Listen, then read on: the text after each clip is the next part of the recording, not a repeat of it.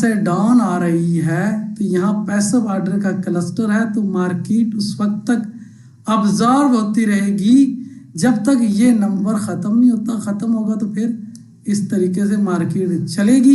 इसी तरीके से मार्केट अप जा रही है और पैसिव सेलर आ गया तो पैसिव सेलर इसे ऑब्जर्व करेगा। जब ये ऑब्जर्व होगी तब ये ऊपर जाएगी, वरना वापस इस एरिया से वापस मुड़ जाएगी। तो ये चीज़ आपको समझानी थी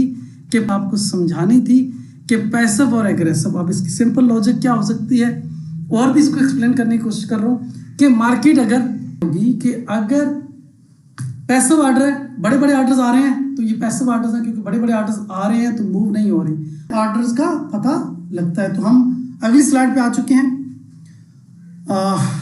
ऑर्डर फ्लो फुटप्रिंट किस तरह के होते हैं, कितनी शक्लों के होते हैं, कितनी किस्म के होते हैं, ये लाजमी जानना है, क्योंकि हमने एक फुटप्रिंट रीड करना है।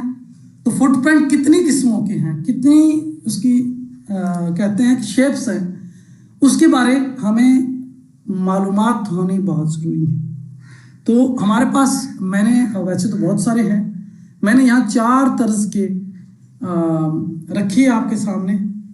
इसको समझाऊंगा तो ज़्यादा समझ आ जाएगी कि अगर तो हम बिड ऑफर पे काम कर रहे हैं, ठीक है, ये हमारा बिड ऑफर की स्टैक है, मैं यही यूज़ करता हूँ, फ्यूचर में यही यूज़ होगी। फ्यूचर डाटा फीड पे आपको बिड एंड ऑफर के साथ, बिड एंड आस्क के साथ यूज़ करना है। फॉरेक्स में अगर फ्यूचर की डाटा फीड नहीं है तो हम वॉल्यूम के साथ यूज़ करेंगे।